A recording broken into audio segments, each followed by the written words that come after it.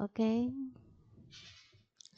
kembali lagi di pertemuan kuliah ekonomi syariah online bersama saya Nurani Puspaningrum. Oke, di materi kali ini kita akan membahas mengenai mekanisme pasar. Kita akan bahas apa itu mekanisme pasar, apa macam-macam mekanisme pasar. Kita akan bahas satu persatu. Oke. Pada dasarnya, pasar itu merupakan wadah yang dapat mempertemukan pihak penjual dengan pembeli untuk melakukan transaksi atas barang dan jasa. Dalam perekonomian, pasar mempunyai peran yang penting untuk menggerakkan roda kehidupan ekonomi masyarakat. Sejatinya, pasar merupakan elemen ekonomi yang dapat mewujudkan kemaslahatan dan kesejahteraan hidup manusia. Nah, dalam mekanisme pasar di sistem ekonomi konvensional, terjadi perbedaan tentang posisi pemerintah dalam mekanisme pasarnya. Perbedaan ini muncul atau memunculkan sistem dari pasar itu sendiri, di mana ada beberapa pendapat yang menjelaskan bahwa pemerintah tidak perlu secara aktif melakukan kegiatan-kegiatan ekonomi dan diserahkan sepenuhnya kepada swasta. Itu jika ada di dalam sistem ekonomi konvensional. Namun di satu sisi menekankan pentingnya pemerintah dalam mengatur dan menjalankan kegiatan ekonominya. Jadi ada dua pendapat waktu itu ya, yang menyatakan bahwa pemerintah tidak sepenuhnya aktif dalam kegiatan ekonomi, namun di satu sisi juga menekankan peran pentingnya pemerintah untuk menjalankan kegiatan ekonominya. Lalu bagaimana sebenarnya mekanisme pasar dalam sistem ekonomi konvensional itu? Nah, pada dasarnya dalam sistem ekonomi konvensional itu mekanismenya dibedakan menjadi 3 bentuk. Ada sistem ekonomi pasar bebas, ada sistem ekonomi campuran, ada sistem ekonomi perencanaan pusat. Nah, dari situ nanti kita bisa membedakan mana keikutsertaan pemerintah dan mana yang tidak ada campur tangan dari pemerintah. Nah, yang pertama yaitu sistem ekonomi pasar bebas. Sistem ekonomi pasar bebas diyakini oleh banyak ahli ekonomi bahwa dapat mewujudkan kegiatan ekonomi yang paling efisien demi mewujudkan kemakmuran masyarakat yang paling optimum. Ya. Karena pada sistem ekonomi pasar bebas ini, menurut Adam Smith, kegiatan dalam perekonomiannya ini tidak perlu diatur oleh pemerintah. Jadi masyarakat itu bebas menjalankan kegiatan ekonominya sesuai dengan kemauan atau keinginannya sendiri, dan bisa menjalankannya sesuai juga dengan keinginannya sendiri ya. Setiap individu diberi kebebasan melakukan kegiatan ekonomi yang diinginkan. Nah, seperti yang tadi sudah saya jelaskan barusan. Dan dalam sistem ekonomi pasar bebas, kegiatan-kegiatan dalam perekonomiannya itu sepenuhnya diatur oleh mekanisme pasar ya. Nah, selanjutnya dalam sistem ekonomi kapitalis, pasar dapat merealisasikan tujuan yang ada jika kondisi pasar dalam keadaan persaingan sempurna atau perfect competition. Perfect competition ini dapat diraih apabila dalam mekanisme pasar tersebut terdapat penjual dan pembeli dalam jumlah yang sangat besar. Nah, jadi di dalam pasar persaingan sempurna itu yang pertama yaitu banyaknya penjual dan pembeli dalam jumlah yang besar. Nah, dalam sistem ini mereka berhak melakukan transaksi terhadap komoditas yang beragam serta mendapatkan informasi yang bersempurna dalam mekanisme pasar. Jadi dalam pasar persaingan sempurna itu barang-barang yang dijual itu rata-rata itu sama ya. Seperti itu. Saya misalkan mungkin di toko A, B, C itu sama-sama menjual produk yang sama atau menjual sesuatu yang sama, misalnya sayuran dan buah. Toko B juga membuat sayuran dan buah. Toko C juga menjual menjual sayuran dan buah. Itu hampir seperti itu ya gambarannya. Selain itu, ada kebebasan dalam melakukan transaksi atas segala komoditas dan tidak ada hambatan pasar bagi penjual maupun pembeli. Nah, di situ ada kebebasan transaksi. Kebebasan itu didasarkan sepenuhnya oleh keinginan dan ketentuan dari pembeli dan penjual ya dalam pasar persaingan sempurna itu. Jadi nanti yang menentukan pasar itu adalah pembeli dan penjual. Pada abad ke-19, ternyata muncul kritik terhadap sistem pasar bebas karena dinilai mempunyai kegagalan, di mana kegagalan tersebut disebabkan karena lama-kelamaan ternyata sistem ini itu memunculkan monopoli dalam pasar. Karena semuanya berhak untuk mengatur kegiatan ekonominya sendiri, sehingga pada akhirnya para penguasa dan pemilik modal itu yang mampu mengendalikan harga sesuai dengan kebutuhan mereka. Nah, harga yang terbentuk dalam pasar bukanlah hasil dari supply dan demand, melainkan ketentuan dari pemilik modal. Nah, jadi ternyata dalam pasar bebas ini pemilik modal terbesar atau yang paling menguasai pasar itu bisa menentukan harga ya, dan menimbulkan distribusi pendapatan yang tidak merata pada akhirnya, sehingga mendorong pemerintah untuk melakukan campur tangan pada akhirnya. Nah, dalam kegiatan ekonominya ini yang pada akhirnya kritik tersebut memunculkan sistem perencanaan pusat. Nah, dari sistem pasar bebas ini akhirnya muncullah sistem perencanaan pusat. Nah, ini sistem ini muncul tadi karena adanya beberapa kekurangan dalam sistem pasar bebas.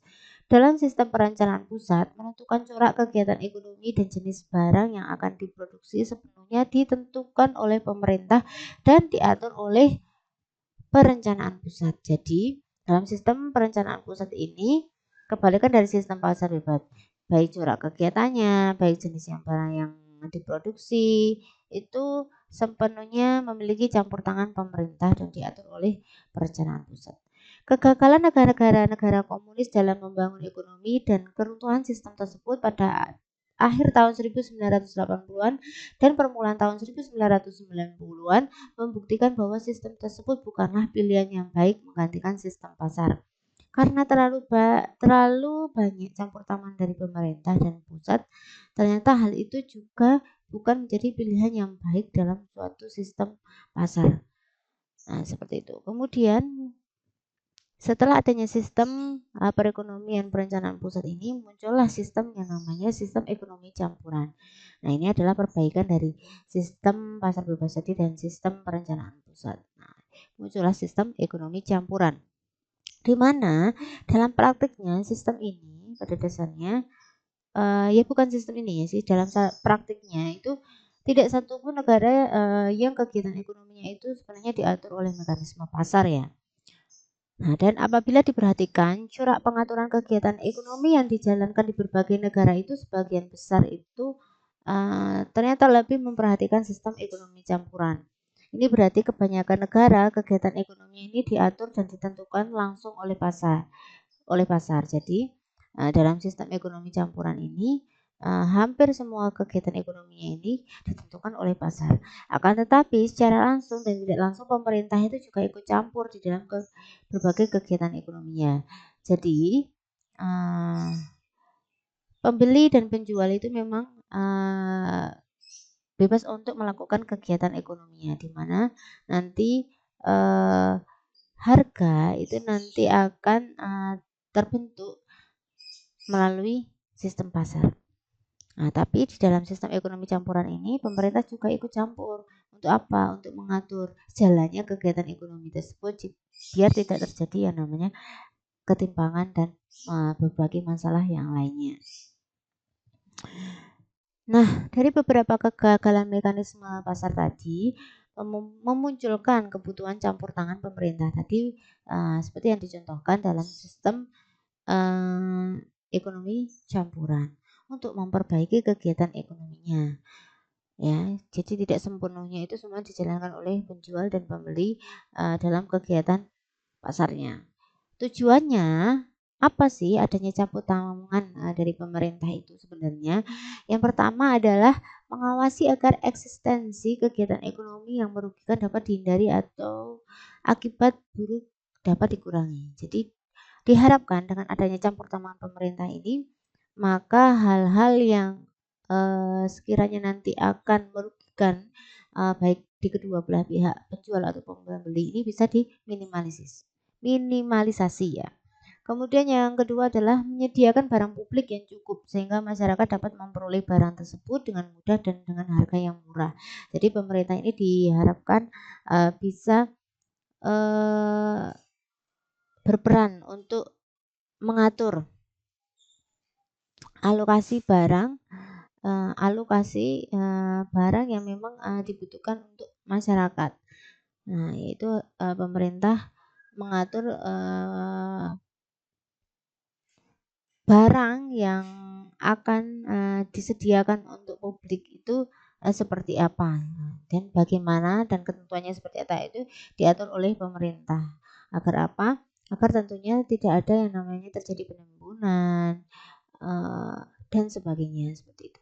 Yang ketiga, mengawasi kegiatan-kegiatan perusahaan, terutama perusahaan-perusahaan besar yang dapat mempengaruhi pasar agar mereka tidak mempunyai kekuasaan monopoli yang merugikan khalayak ramai. Nah, ini juga salah satu peran penting dari pemerintah untuk menghindari adanya praktik monopoli. Yang keempat adalah menjamin agar kegiatan ekonomi yang dilakukan tidak menimbulkan penindasan dan ketidaksetaraan dalam masyarakat. Tadi, ketika pemilik modal yang banyak itu nanti bisa menguasai pasar dengan bisa menentukan harganya. Itu diharapkan dengan adanya peran pemerintah maka hal itu bisa diminimalisasi. Jadi tidak ada atau tidak akan menimbulkan namanya penindasan atau tidak kesetaraan di dalam masyarakat. Nah, jadi semuanya itu disamakan seperti itu ya, sesuai dengan ketentuan yang dikeluarkan oleh pemerintah pusat seperti itu. Kemudian yang kelima adalah memastikan agar pertumbuhan ekonomi dapat diwujudkan dengan efisien. Nah, peran penting dalam pemerintah dalam mekanisme pasar ini salah satunya untuk mengatur pertumbuhan ekonominya ya. Jadi dengan adanya peran pemerintah tadi, pemerintah diharapkan bisa mengatur baik alokasi, distribusi, dan stabilitasnya. Nah, ketika tiga tadi sudah diatur dengan baik, baik alokasinya, baik distribusinya, baik stabilitasnya, maka pemerintah itu nanti bisa memastikan pertumbuhan ekonomi untuk negaranya atau daerahnya itu bisa diwujudkan dengan maksimal dan efisien. Nah, lalu sebenarnya apa perbedaannya dengan pasar dalam Islam atau mekanisme pasar dalam Islam? Nah, dalam sistem ekonomi Islam, mekanisme pasar itu dibangun atas dasar kebebasan, namun kebebasan individu itu untuk melakukan transaksi barang dan jasa. Nah, transaksi ini tapi diharapkan tetap kalau dalam sistem ekonomi Islam ini sesuai dengan syariat Islam ya, yang tidak keluar dari norma-norma atau nilai-nilai Islam. Nah, nilai-nilai Islam itu yang bagaimana? Transaksi barang dan jasanya itu tentunya ya harus yang jujur. Ketika memang menjual barang, itu memang harus sesuai dengan kualitas dan harus sesuai dengan spesifikasi barang yang dijual. Itu ya diharapkan memang barang-barang yang halal dan sebagainya. Tapi intinya transaksinya itu memang tidak boleh keluar dari norma-norma atau nilai-nilai Islam yang memang sudah diajarkan itu ya. Salah satunya adalah jujur dan adil. Sistem ekonomi Islam menempatkan kebebasan pada posisi yang tinggi dalam kegiatan ekonomi, walaupun kebebasan itu bukanlah kebebasan mutlak seperti yang diatur oleh paham kapitalis. Kebebasan itu diikat dengan aturan, yaitu tidak melakukan kegiatan ekonomi yang bertentangan dengan aturan syariat tadi yang sudah saya jelaskan dan senantiasa melakukan kegiatan ekonomi dalam rangka mewujudkan kemaslahatan. Nah, diharapkan ini adalah mekanisme pasar yang terbentuk itu adalah suatu kegiatan ekonomi yang memang benar-benar untuk kepentingan bersama dan untuk kebaikan bersama, seperti itu ya. Nah, selanjutnya yang kita akan bahas yaitu sekarang masuk ke dalam teori harga, karena di dalam mekanisme pasar itu harga juga terbentuk di dalamnya. Nah, di sini saya akan menjelaskan mengenai teori harga. Dalam teori harga, pasar terjadi ketika permintaan dan penawaran berinteraksi. Titik temunya itulah yang menghasilkan keseimbangan yang disebut dengan harga. Artinya, untuk terjadinya harga pasar, dua pihak itu harus bertemu, baik penjual dan pembeli. Kalau tidak ada penjual dan pembeli, maka tidak ada transaksi seperti itu. Nah, ketika penjual dan pembeli bertemu, maka akan terjadi yang namanya permintaan dan penawaran, supply dan demand. Nah, ketika terjadi permintaan dan penawaran itu, maka akan ada yang namanya negosiasi harga dan muncullah harga berapa yang memang sesuai untuk barang yang diminta dan barang yang ditawar tersebut. Nah, di sini saya gambarkan sedikit kurva interaksi antara supply dan demand-nya. Nah, di situ ada titik temu antara kurva S dan kurva D. Kurva S itu adalah untuk supply-nya, D itu adalah untuk demand-nya. Nah, di sini adalah titik equilibrium atau titik keseimbangnya. Titik temu antara titik tengah ya, titik tengah dari permintaan dan penawaran tersebut. Nah,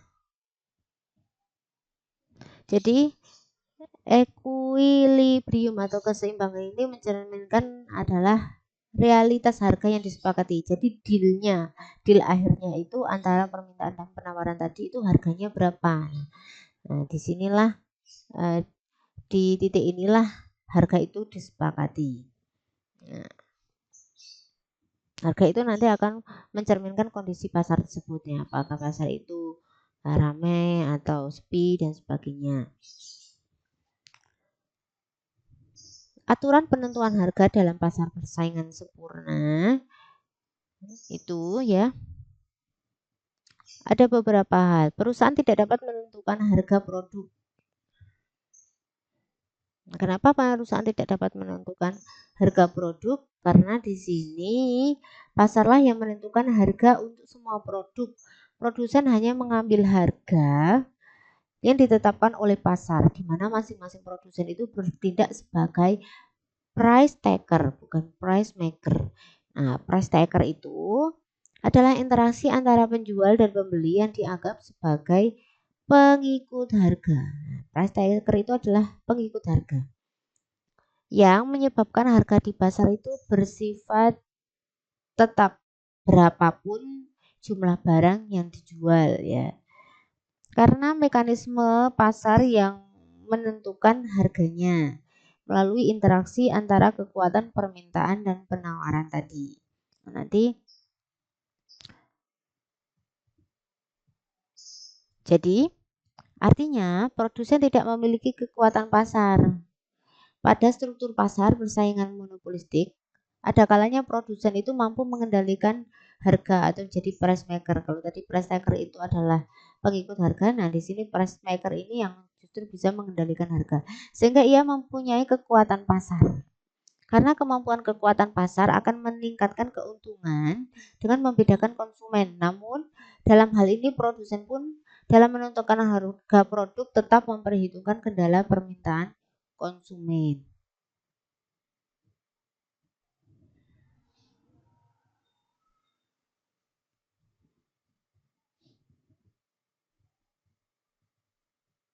Nah, elastisitas harga atas permintaan dan penawaran. Pada dasarnya elastisitas harga itu terjadi atau terbentuknya harga terjadi khususnya dalam teori elastisitas itu ditentukan oleh yang namanya harga barang tersebut, harga barang lain, harga barang tersebut, harga barang lain dan minat masyarakat ya. Kemudian dalam hukum permintaan menunjukkan bahwa jumlah yang diminta cenderung bervariasi terbalik dengan harga. Elastisitas harga atas permintaan mengukur seberapa besar perubahan jumlah barang yang diminta apabila harganya berubah. Elastisitas harga atas penawaran merupakan reaksi harga jumlah barang yang ditawarkan terhadap harga pasar. Di sini ada beberapa faktor. Nah, tersedia atau tidaknya barang substitusi di pasar, barang kebutuhan pokok itu ya, atau barang tersebut, jumlah pengguna barang kebutuhan tersebut seperti tadi barang utamanya, jenis barang dan pola preferensi konsumen. Jenis barang dan pola preferensi konsumen. Preferensi konsumen itu adalah apa namanya? Nilai dari nilai dari konsumen terhadap barang dan terhadap jenis barang yang diperjualkan tersebut. Kemudian periode waktu yang tersedia untuk menyesuaikan terhadap perubahan harga. Periode waktu lamanya barang itu dibuat atau diproduksi. Nah, penetapan harga menurut ulama fikih salah satunya dikemukakan oleh Ibnu Taimiyah, dan Ibnu Taimiyah membedakan dua tipe penetapan harga. Yang pertama adalah adil dan tidak syah, serta adil dan sah. Penetapan harga yang tidak adil dan tak sah berlaku atas naiknya harga akibat kompetisi kekuatan pasar yang bebas yang mengakibatkan terjadinya kekurangan suplai atau menaikkan permintaan. Ibnu Taimiyah sering menyebut beberapa syarat dari kompetisi yang sempurna. Misalnya, memaksa penduduk menjual barang-barang dagangan tanpa adanya dasar kewajiban untuk menjual. Merupakan tindakan yang tidak adil ya. Dan ketidakadilan itu dilarang. Ini berarti penduduk memiliki kebebasan sepenuhnya untuk memasuki atau keluar dari pasar. Jadi diharapkan penduduk itu tidak dilarang-larang untuk menjual atau melakukan dagang kayak gitu ya. Jadi penduduk itu juga bebas untuk memasuki atau keluar masuk pasar karena mereka memang ingin melakukan transaksi yang di mana transaksi itu harus dilakukan secara adil ya. Ibnu Taimiyah mendukung pengesampingan elemen monopolistik dari pasar, dan karena itu ia menentang sikap dan perbuatan yang tidak jujur apapun antara orang profesional ataupun kelompok para penjual dan pembeli. Ia menekankan pengetahuan tentang pasar dan barang dagangan serta transaksi penjualan dan pembeli berdasarkan persetujuan bersama, dan persetujuan itu memerlukan pengetahuan dan saling pengertian. Jadi transaksi itu memang harus dilakukan secara jujur, secara adil, baik barang yang dijual, baik harga yang ditentukan itu memang harus musyawarahkan dengan baik. Ini jika penetapan harga menurut salah satu ulama fikih yaitu Ibnu Taimiyah. Nah, dalam dalam mekanisme pasar tadi kita sudah mengenal yang namanya equilibrium atau keseimbangan pasar, di mana penawaran dan permintaan itu ada dalam posisi yang seimbang. Ya, singkatnya seperti itu. Nah, di sini saya berikan contoh lagi tentang kurva keseimbangan pasar atau equilibrium tadi. Nah, di sini saya contohkan ketika harganya itu 400, maka jumlah barangnya 50. Ketika harganya 300, ketika harganya 600, jumlah barangnya itu justru menurun. Ketika harganya 500, jumlah barangnya semakin naik. Ketika harganya 400, jumlah barang yang diminta semakin naik. Kemudian ketika pada posisi penawaran jumlah barang yang ditawarkan mencapai level 200, maka berakibat jumlah barang yang ditawarkan hanya mencapai unit 30, begitu dan sebagainya sampai menentukan titik keseimbangan. Nah, mungkin cukup itu saja yang bisa saya sampaikan tentang materi kali ini tentang mekanisme pasar. Kurang lebihnya mungkin saya minta maaf jika memang ada kekurangan. Ya, semoga materi ini bisa bermanfaat untuk kalian. Silahkan dipelajari kembali, dan jangan lupa like dan subscribe-nya ya. Baik, wassalamualaikum warahmatullahi wabarakatuh.